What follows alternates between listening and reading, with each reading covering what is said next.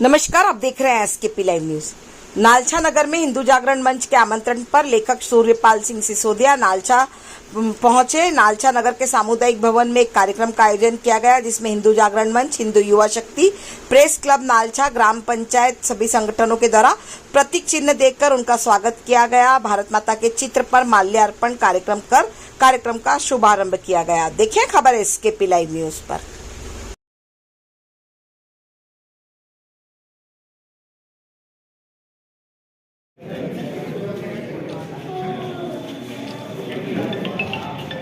हमारे गांव के संबंध में अभी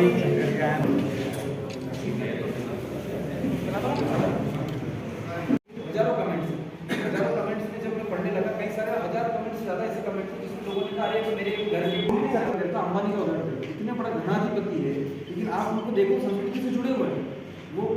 जी, मातृशक्ति ने मुझे बुलाया था यहाँ पर। कई माता बहनें हिंदू जागरण मंच की ओर से उन्होंने एक आयोजन रखा और मुझे बड़ा अच्छा लगा जब माता बहनों से मैंने चर्चा करी, क्योंकि ये फिल्म ही उन्हीं के लिए बनी थी, उन्हीं को दिखाने के लिए। और जब वो फिल्में देख के आई तो सहज है कि उनकी कई सारी जिज्ञासाएं उनके मन में थी जो मुझसे पूछना चाहती थी। मुझे बड़ा अच्छा लगा उनसे चर्चा करके, उनसे बातें करके। उन्होंने कई संजीदा सवाल मुझसे पूछे जिनके मैंने उन्हें सही जवाब दिए।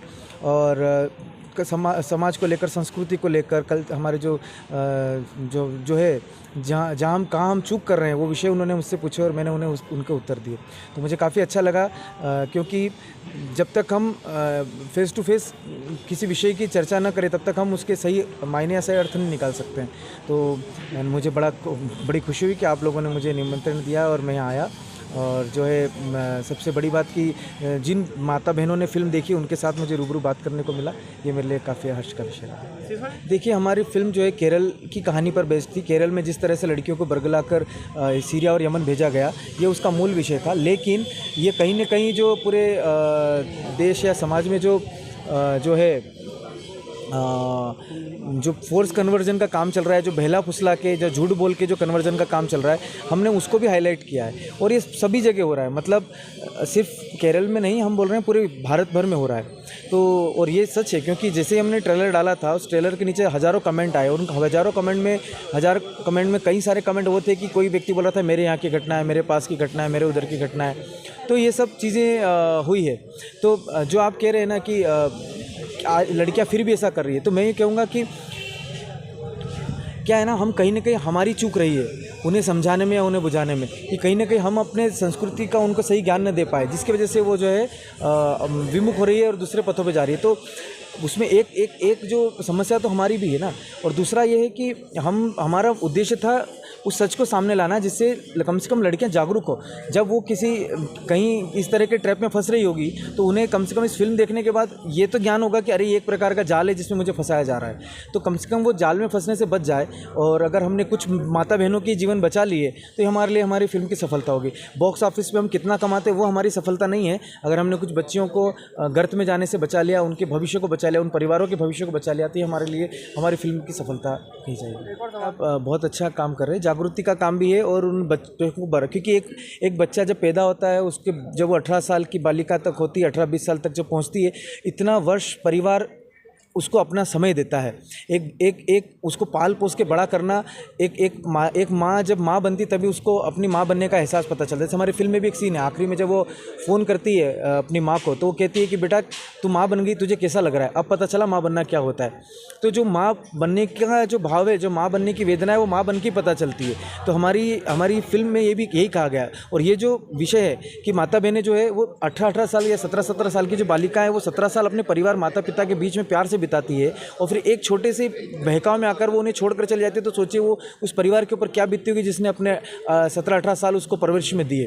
तो ये बहुत अच्छा काम है कि आप सिर्फ उस बच्ची को नहीं बचा रहे, उसका भविष्य नहीं बचा रहे, उस परिवार को भी बचा रहे हो जिस परिवार ने उसको समय दिया है। तो ये मैं उसके इस विषय की सराहना करता हूँ। और दूसरी बात कि ये हमारी फिल्म केवल हिंदू समाज नहीं, सारे समाज, मुस्लिम समाज, सभी के लिए ये जो है एक शिक्षा का विषय है कि हमें हमारे बच्चों की परवरिश पर ज़्यादा ध्यान देना चाहिए। क्योंकि जो बच्चियाँ जो जैसे इसमें दिखाया हमारी फिल्म में भी कि जो आसिफा नाम की जो लड़की है वो आतंकवादी संगठनों के साथ जुड़ी है, लेकिन उसके खुद के परिवार को नहीं पता कि वो इस तरह के कृत्यों में जुड़ी हुई है।